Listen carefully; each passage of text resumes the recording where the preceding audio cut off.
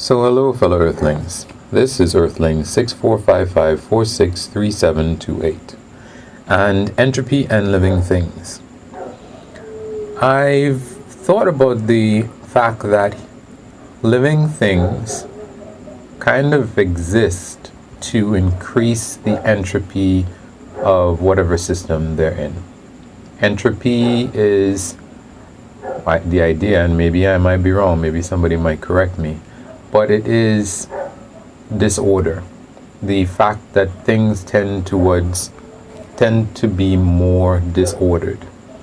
So the idea is, for example, that in the Big Bang, when everything was in a infinitely dense point mass, in order for entropy to go forward, the Big Bang occurred, and all of that energy and matter started being dispersed in the huge explosion, you could say, that was the Big Bang.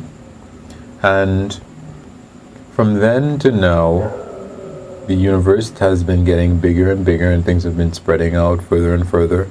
And the few sources of energy that exist, as in the stars, their job is again to make things more stable by dispersing the energy that can be created as a result of fusing atomic nuclei like protons. And living things are part of that. We need a certain kind of stability. We need things to be ordered. And in order to achieve order, we have to create disorder in the system. So for example, if we want to get clean, let's say there's, you're in a room and you want to wash your hands, and there's a container with dirty water. And I was thinking about this for a while, and I was like, okay, how do you get clean? Well, maybe you might wait for the water to settle, and then you would maybe pour off some of that clean water and wash yourself off. And as a result of that, you're creating less chaos and more order in your system. You're making yourself clean. The dirt isn't everywhere, but in order to make yourself clean, you're making the room that you're in dirtier. And that's not really a bad thing, but it means that we need order, but we make our environment more disordered. And the more of us there are, the more disordered we make our environment. So it's a funny thing that we kind of make the environment that we live in worse. And I think I may have spoken about this before. The idea that, let's say I think there's something called the Great Dying, where the first living organisms, they excreted oxygen into the air to the point where it was poisonous to them. And I think that caused, or it was at one time thought to have caused the Great Dying, whereby you have all this poison in the air, this oxygen, and this isn't something that you've evolved to deal with, so then all of the organisms start to die. And I think that's a situation. This is something that I wanted to look up. I wanted to see how long is it that organisms actually, a species can actually exist for. It's probably a pretty long time. I mean, species need to continually evolve in order to adjust to the other species that want to take advantage of them. But I think that this is something that we're going to have to worry about, because it's gotten to the point where we are like those first organisms that are poisoning our planet.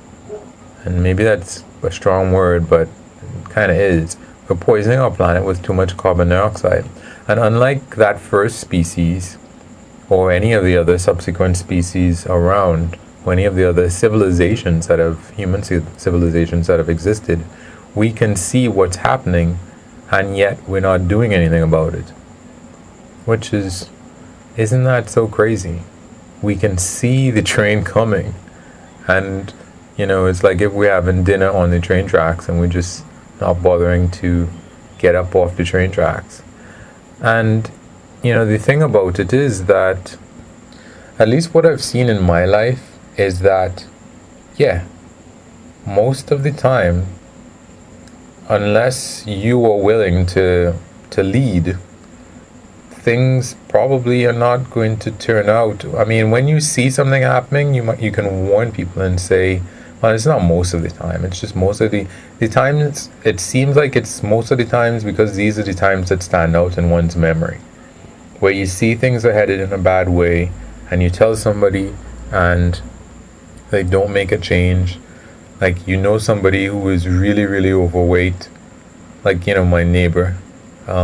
But I didn't tell him anything, but I just saw that he was really overweight, and he tried to run a lot, but he didn't realize, I guess, like I wouldn't have realized, that you have to just stop eating as much. And but you might see people who need to stop smoking. You see things happening, and yeah, you can't change it. There's a thing about it where I thought to myself, you have to live and let die, right? Unfortunately, that seems to be the case. And unfortunately, I think that is not a human thing. I think that that's probably a life thing. Wherever, and I guess I have made a piece about this before. Wherever we are in the universe, I think that the laws are always going to be the same, in terms of it takes energy to change. And we fill up our lives to the brim with things that we want to do. And we really, in terms of procrastination, we try to avoid the things that we don't want to do, the things that are boring, the things that are hard. Maybe something will happen. I have a friend of mine, and that's his point of view, that we are so smart that we're going to come up with something to fix it. And there's I think it a priest or something, or an economist, Malthus, who was saying that there was going to be widespread famine and death because of overpopulation, and that really hasn't happened. So I see in some places people are saying stuff like, oh, those are debunked theories. No, they're not debunked. They have been postponed. The effects of what he thought would happen has been postponed because we use oil. So we have the energy stored up from millions and millions of years, and that's something that I have to look at. I wanted to find out how old oil is. I wonder if anybody knows that, because I've looked and I can't see that people seem to know exactly what oil is. I saw that one person, apparently a Russian scientist maybe, came up with the idea that oil was something that occurs geologically, and it was not as a result of dead animals or plants or something like that. I thought that's kind of silly, because how would you get carbohydrates? I mean, like, yeah, I think it's classified as carbohydrates, but I don't think that sounds right. How do you get that to happen geologically? I don't think so. And I'm kind of rambling a little bit. But, yeah, I think that if we, when we meet aliens, they might be like the Ferengi from Star Trek. People who are just completely about profit.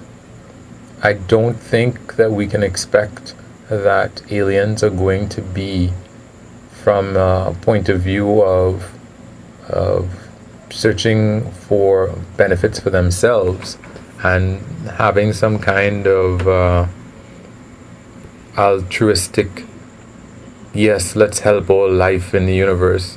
The amount of energy that an alien is going to expend to get to our solar system, when they come here, they're going to be hungry, in a matter of speaking.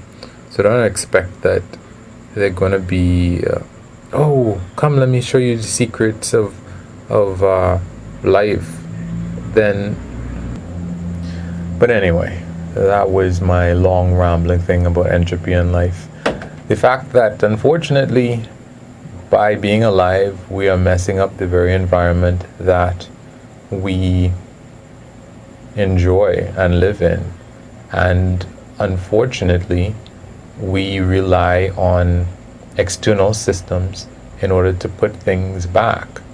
It's kind of like the rabbit that eats all the grass. It doesn't plant more grass. It relies on the fact that more grass is going to grow on its own, and if it doesn't, then it'll die.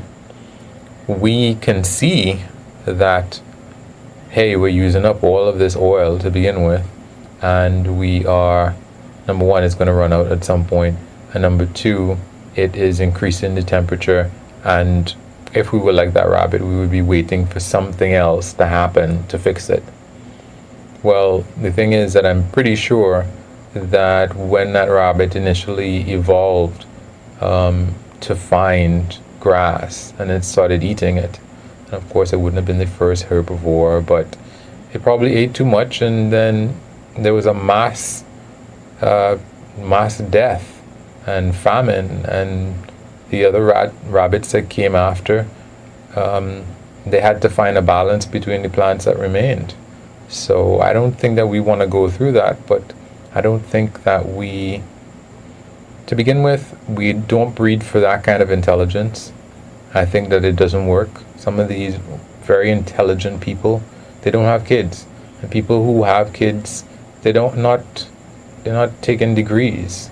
They're not thinking, okay, well, I have to balance this and that, and I have to be a member of the community, and nope, I don't think that's how it works. So anyway, definitely nobody is listening to this, but at least I'm not spending too much time on it. So anyway, guys, you can wish me luck, so you can like or unlike, comment, subscribe, and or share. Peace.